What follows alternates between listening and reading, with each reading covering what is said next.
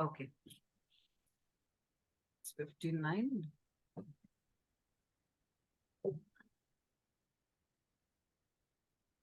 Hello and namaskar. I'm Preeti Prakash. And today, in the context of the Russian Ukraine war, let's talk about the man who's central to it. He's a leader, he's almost the protagonist of the changed geopolitical scenario. For many, he's a villain who single handedly altered the world dynamics.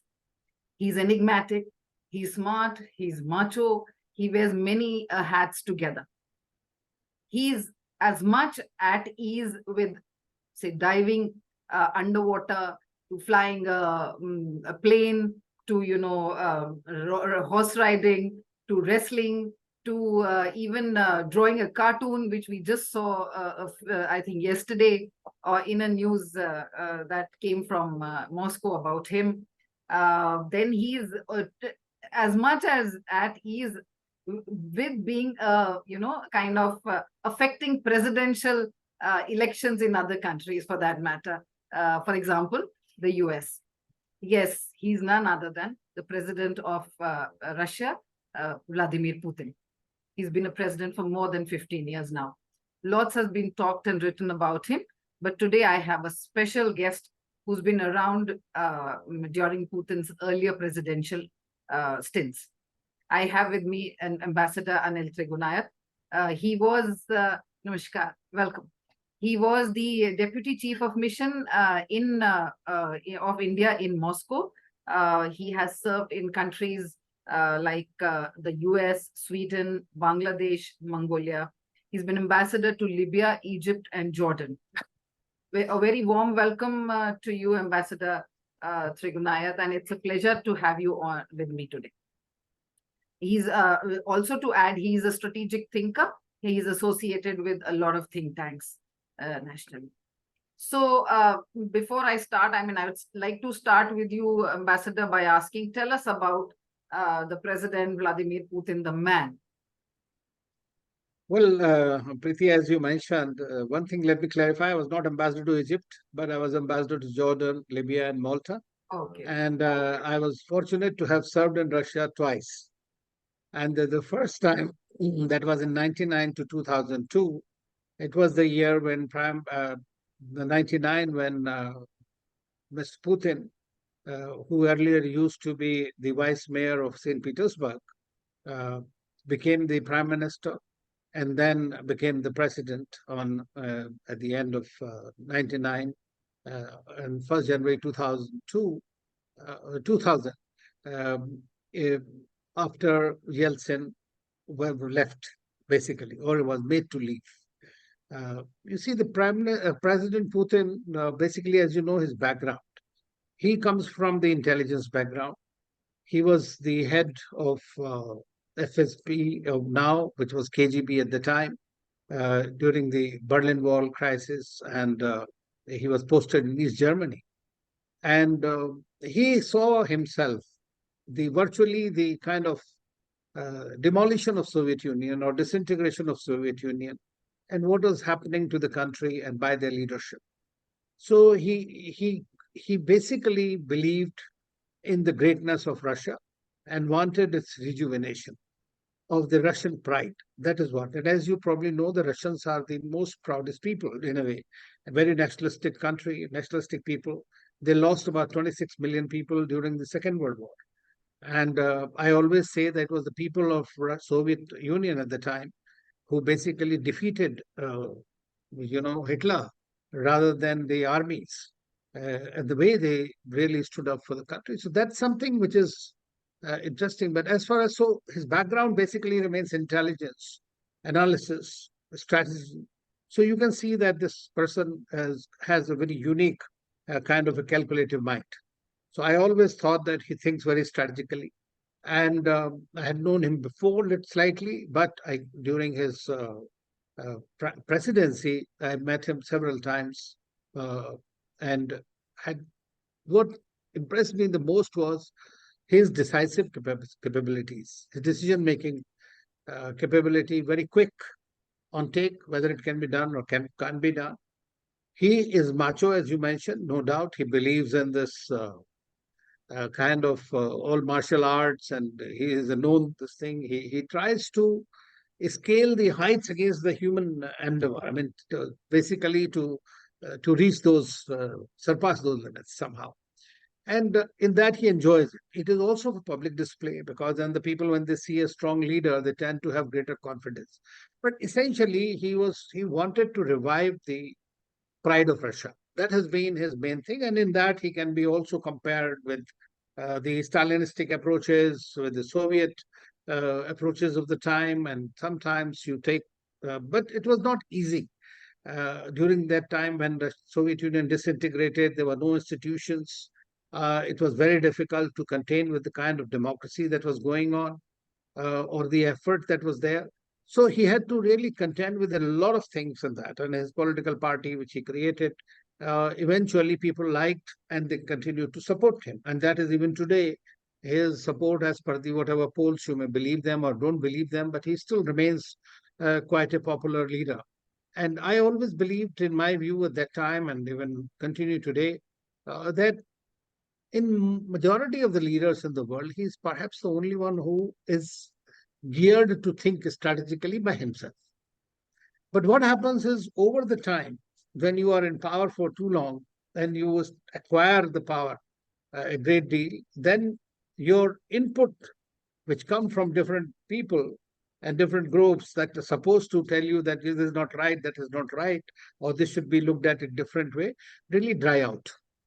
And I believe that this is what precisely over time has happened, that many of his advisors perhaps are a bit scared to tell him the truth. I mean, from outside, that's what it looks like. But he thinks he wants to control things, and he wants to connect with the people. That is the two things that have helped him: control and connect. And simultaneously, these are the things that have held him on the thing. Of course, now if he wishes to, he can continue till 2036. And he devised a new thing in the constitution that once he becomes prime minister, then the president, then prime minister, then president, like that, 2 terms each, and his own close people were brought to become presidents. But that means, as a prime minister, he was really holding the sway. So whatever he wanted would go on. We have seen how Medvedev, who was there, the president at the time, how he behaved, and the Americans tried to create some kind of a breach with him. But again, he was the prime minister. Now he's in the Security Council and all those places. So we see that there is today there is a difficult situation. When you're looking from now back in 2000, it'll look as if he has made mistakes, especially in connection with the Russia-Ukraine war. But this Russia-Ukraine war, as you know, is very similar. 97, as I said, he was in Berlin and he saw the wall fall down.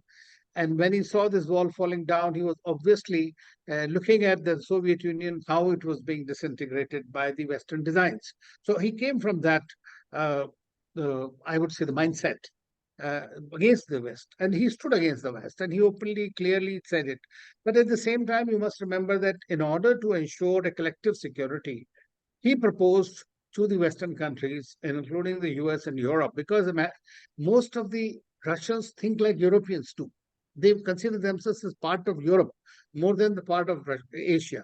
So it's a Eurasian thing, but still, I think that's how they look at it. So I believe that he wanted to be a part of NATO. He even told Clinton he wanted to be part of the collective security system. And for a while, the Russia was part of the NATO consultations. And so we have seen that these things have there, but there is a great distrust. Because, see, perhaps in my view, the West wanted somebody like Yeltsin to continue, a weak president, drunkard all the time, or a Gorbachev who was pliable to some extent. But when a strong man comes and challenges the Western hegemony, because, see, at that time, the only superpower remaining, or hyperpower, was United States after the disintegration of Soviet Union. So the only person who stood up and challenged, because of what Russia is, it is the largest country in the world. It is the 1/7 of the world size in terms of that, and a rich country on top of it. Apart from the nuclear missiles or whatever you may call it, they are there. So they have been competing with the West all along. And so he thought that there should be some kind of securities that need to be guaranteed by the West, essentially. And that's what he has been asking for all along, that we must be partners in security, but he did not trust. Because he thought that if you are bringing the NATO to its borders, there was a NATO, there was Warsaw Pact countries. So after the disintegration of Soviet Union and fall of the Berlin Wall, basically we saw that the Warsaw Pact really fell down. I mean, there was no need for it. But NATO continued, at the same time. And from 14 to it became 33 or whatever numbers now, it's increasing by the day. So that means the NATO is coming on its borders. And that's what created I would say, a security deficit in his mind. And he thought that he needs to take action.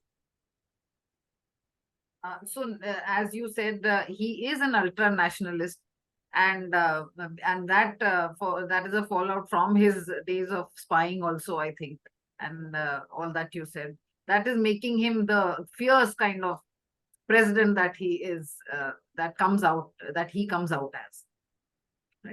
For him, I think that the pride of Russia is most important. I think that is what it boils down to eventually. I mean, you can compare it or take it to any civilis or other people like that who have done this, and you can call them nationalists or difficult people and all that. But at the same time, what are the leaders for if they can't protect their country's pride? I mean, as simple as that. And that's what he wanted to revive and bring it to that level. We may disagree on the way it went eventually, like the total confrontational approaches or what, but you can also say that he tried in the beginning and through the years to have a more collaborative partnership. I mean, he never called USA as an enemy. He always says our Western partners, if you come to think of it. Yeah, in fact, the US's approach is more to inimical than Putin's. Yeah. Okay. But regarding this present conflict, Russia-Ukraine conflict, how do you think he must have strategized it? Because naturally, before going into war or conflict, the leaders do strategize, and it was he who, kind of, because feeling that the NATO is coming right to its borders, he initiated it by, attacking. So what must have gone behind his mind when he planned this? And because even now, if you see, after all, Russia is suffering a lot of loss. It is not that it is just overtaken, which was expected, that even he also must have expected that the war will not continue for so long, and maybe he's just going to take over whatever he wanted, for that matter. Well, it's very difficult to say what went on his mind. But one thing was for sure, that he asked for some written guarantees from the United States that Ukraine will not be included in NATO, and that the eastward expansion of NATO will be removed, that they will remove all these nuclear assets that they have deployed in the neighboring NATO countries. So he called those as offensive actions by the NATO and by US. So as you know, in Geneva, when they meet with President Biden, they discussed about this also. Although personally, I feel that these kind of written guarantees have no meaning. Because in 97 also they were given a guarantee that there will be no eastward expansion of NATO. But NATO continued to expand, as we know, because the countries who got liberated after the disintegration of Soviet Union were also looking to be part of the West. So you can't just keep on stopping people that they don't become. But Putin considered Ukraine as a part of, white Russia and Belarus. And so they're natural, to them, and that's what he thinks. And because Kyiv, basically, as you know, the Orthodox Church started from Kyiv, and Kyiv used to be the capital of the larger Russia at one time. And so this is something he thought it very close. And Ukraine means his complete, his security will become totally, it could be compromised. And that's what he was there. So in 2014, as you know, it is basically the roots go down to 2008, the Georgia War. When it happened, the Americans tried to destabilize there. Then in 2014, we have seen what happened in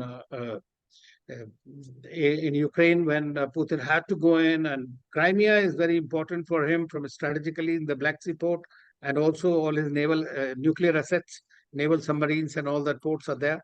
So strategically, Crimea was extremely important. And of course, Khrushchev had given it to Ukraine. That's what the story is also true. So they took it back. Ukraine, I mean, Crimea in any case. Then there are these, in all these countries, erstwhile Soviet Union member countries, there are areas in which there is a predominance of Russian speaking people. Now, Putin also looks at protecting their rights because they basically think closely, much closely aligned to the Russia rather than to the Ukrainians. And the Ukrainians also, including some of these Nazis, as he calls them, like Azov Battalion and all that, they go against the Russians and they were attacking the Russians. So he wanted to go and protect them. That was his essentially the main game plan was that he, and then also, of course, to create a buffer in between, in case Ukraine decides to go or become nuclear, not sorry, become a NATO member or joins European Union. And they've been telling them quite some time. But of course, as you know, that the Americans refused to give any guarantees, to compromise anything, to even arrive at an understanding. Now, if you are a superpower, at that time you are virtually have left with no option but to yield. Right, the expansion of the NATO and others, and that's what I think that a person who becomes autocratic and over time with power is forced to take such decisions. Because see, this was not an attack on Russia per se directly, which he presumed it was an attack on Russia, but what basically was that what was happening there in Ukraine was eventually going to hurt him. So that was his calculation essentially, that he cannot allow Ukraine to become a frontline state for NATO. And American design, obviously, whether Biden or not, but there is a deep state in the United States, like in Russia. They only have a security mindset. I always believe that if somehow the Russians and the Americans could work out some kind of a modus vivendi, just like that, there could be many problems globally could be resolved, including the contaminous rise of China. I mean, that could be controlled. But that is not to happen because of the deep state, as I always say. And Siloviki, as we call in Russia, they are also the same kind of a grouping of intelligence and security mindset people. So they think in terms of only security, war, conflicts, this and that. That's how to contain or to raise overtly or covertly. And that's what precisely was happening there in that part. So I find that this was main thing. Now he has left really, I mean, according to him also, not left a choice. He tried to do exercises, brought in large part of the, army there. The fact remains is that, in my view, he was misled to believe by his own generals or his advisors that they could take over Ukraine in a very short time, maximum 2 weeks. And there, I think they made a big mistake. And that big mistake should not have been made because Putin himself written an article in which he tried to justify their relationship with Ukraine and closeness and all that.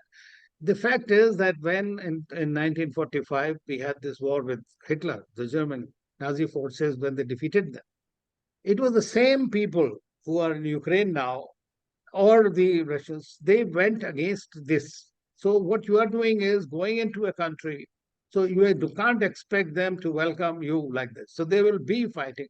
So this was a popular revolt also, apart from the Western help.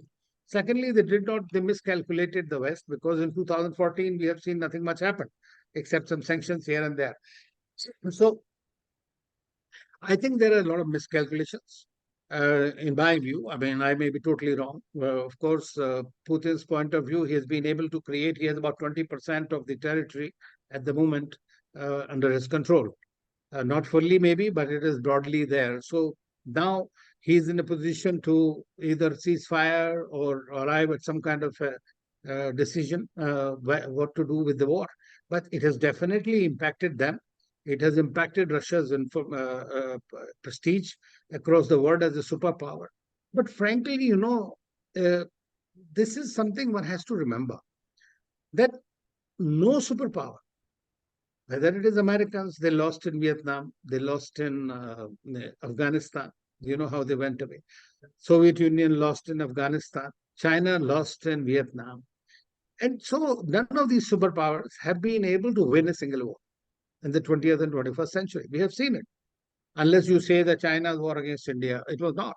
But it was like they can come, destroy with the firepower and go back, but they cannot win the war. Like that has not been the case. Iraq, also Libya, I was ambassador there, so I know. So the Americans have also lost greatly. So now you think that it is going to lose the prestige or something like that. I think that that is also stretching a bit too far. But for many countries who have been dependent on Russian arms, ammunition, and others, they would be definitely having their own calculations exactly what. Now, I think that so for him, it was his pride, Russian pride, number one. Number two, the security of Russia. That was very important in his mind. And number three, he thought that there is a design by the West, especially the US, to decimate Russia. So, I mean, does he have some insecurity feeling for that matter now?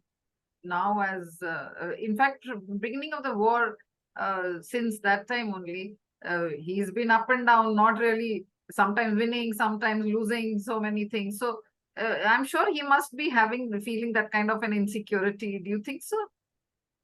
No, I think that it is for any leader, he has changed his generals, as you know, very many times. Because see, the war is unpredictable once you go in. So when you are the country which is defending, it has a certain advantage, and especially when the whole Western world is supporting them with all kinds of arms, ammunition, training, and everything. So if you can look at it in another way, that despite the whole West fighting there with Ukraine or for Ukraine, Russia is still continuing to gain somewhat. So from the other point of view, yeah, they will say that we have created what we wanted to, what are our positions, but it is not still over as yet. So we will only know once the war is over or is stopped, that who gained, who lost. But in war, everybody loses. I mean, that is a fact. And so Russia has lost a lot of people. I mean, he had to recruit a large number of Russians, and that is something which is not, in my view, very much welcomed by the people. A lot of people left to the Central Asian, other countries, and are there. The Europeans have been united, and we have seen in this war something very interesting, which has never happened before, apart from the sanctions against Russia. We have seen there has been Americans have started this weaponization of financial instruments.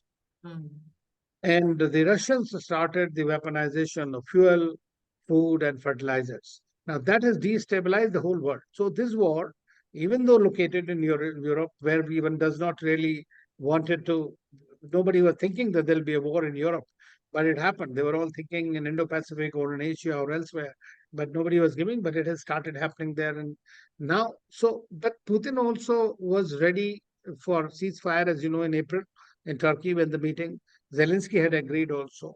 And it is also a known fact that when he went and talked to Americans and the British, they told them, no, we'll defeat Russia.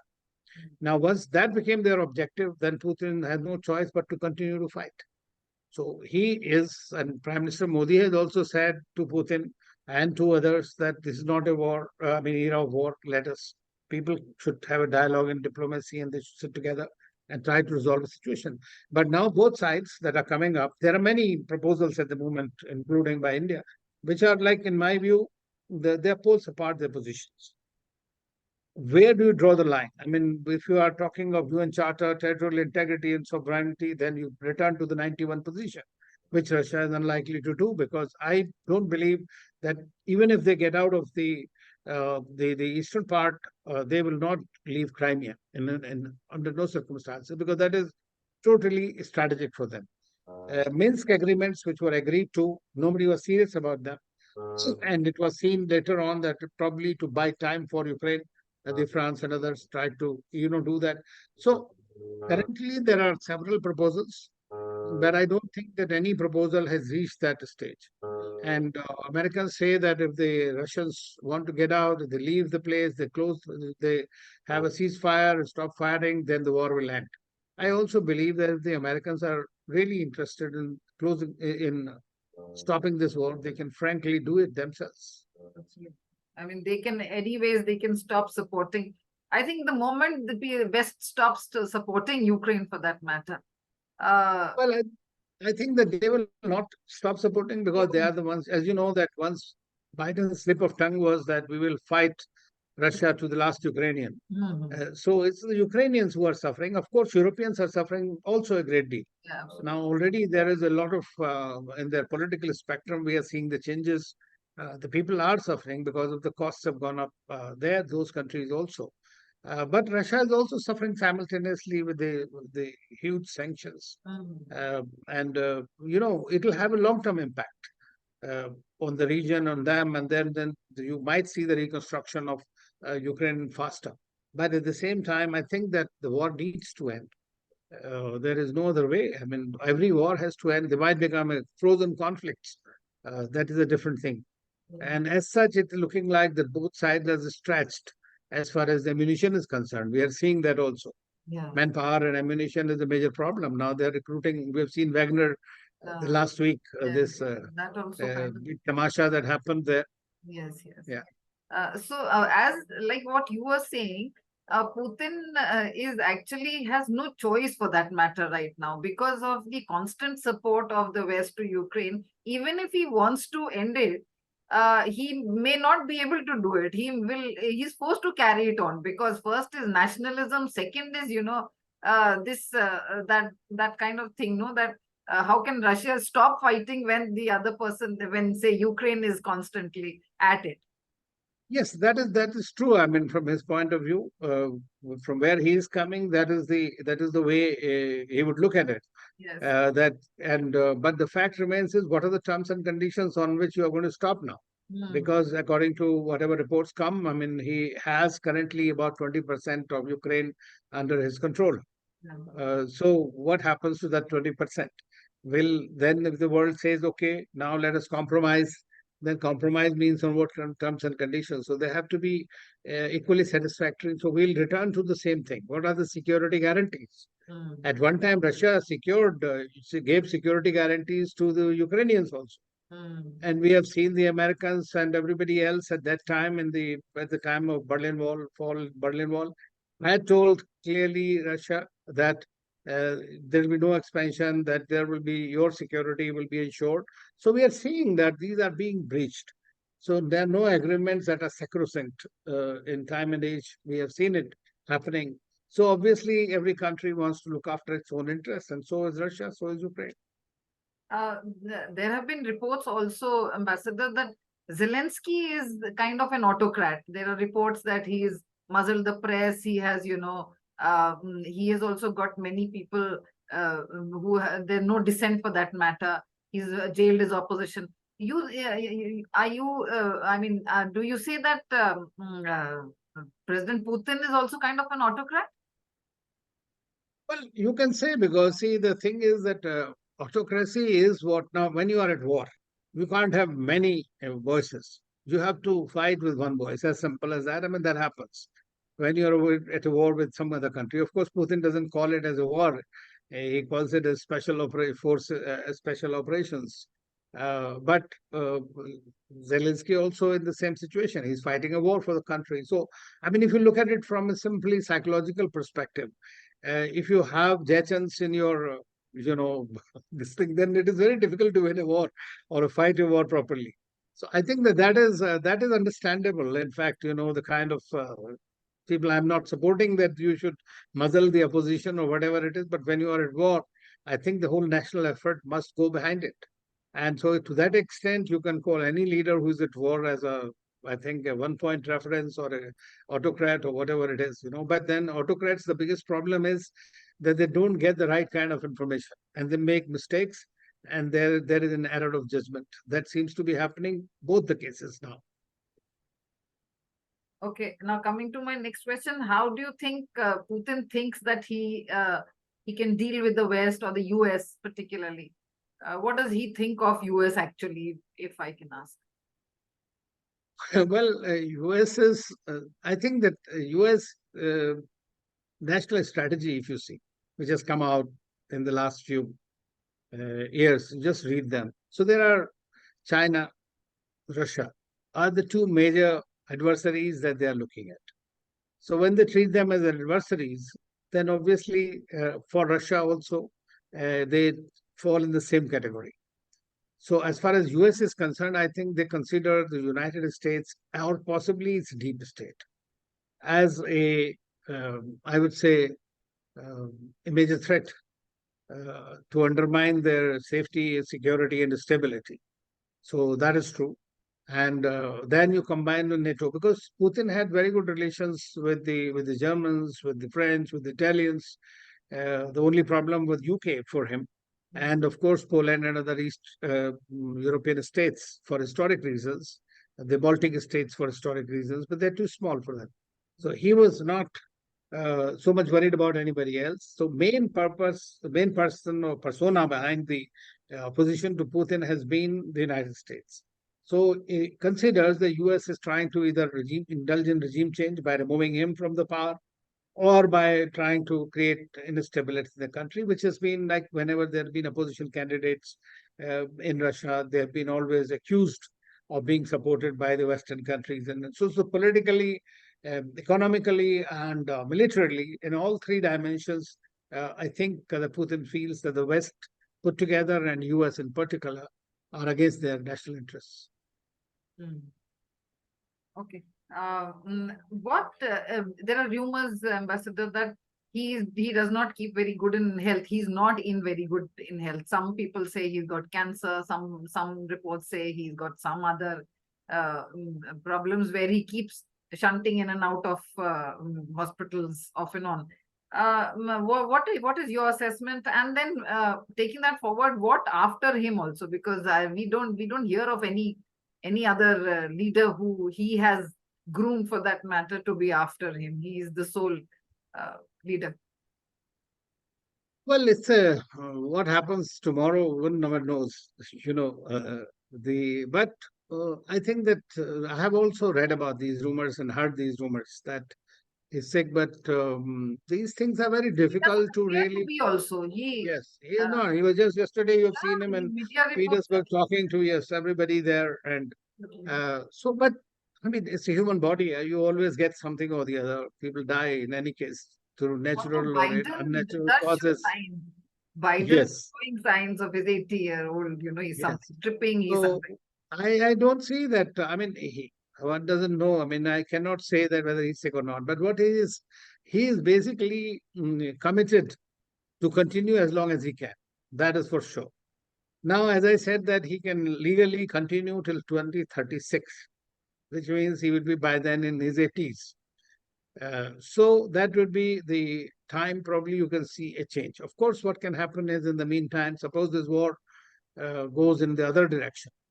Because see, war is not over as yet, and it has not even seen the other dimension of it. For example, if for example they had to fight directly the NATO, then it could go anyway, and then the whole situation might change completely at the grassroots level. And when the fight begins into Russia, then it becomes more difficult for him to contain it. He recently had a threat from Wagner Group, which is openly said that uh, possibly, although he was his man, the creation of Putin was this Wagner and Prigozhin. But these kind of things happen, and but there are a few people who are said to be, can succeed him, of course, with his consent. It's quite possible. I mean, if he likes to, if he thinks one day that, okay, now I'm not going to continue. But it's like this. When you are sitting on the line, it is very difficult to get down. And that's the situation of most of the leaders who are in power for a very long time. Yeah.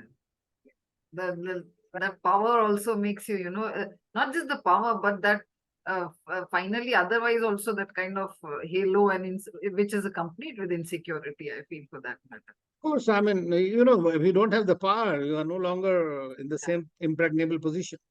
Yeah. So you need to have the power to continue to survive. So it's like this power feeds to you, and then you continue with that nasha, basically. And but I mean, we have seen any leader eventually. There is always a transition of power in the world. In every country, it happens. So I'm sure in Russia will also happen, and hopefully it will be democratically done. But at the moment, I don't see Putin leaving the scene just like that. I would have loved to, talk more about Moscow and Russia to you with the so many aspects of their society, their economy, their so many other things. But I think I need to wind up now. Thank you so much, Ambassador, to have come and talk to me. It's been a privilege talking to you. To my audience, thank you so much for having been with us and listening to us. Till next time, I will come back to you with another interesting episode. Till next week. Thank you so much. Thank you. Thank you so much. Pleasure talking to you. Thank you so much. Thank you. I hope you enjoyed this. Okay. Yeah, yeah. I think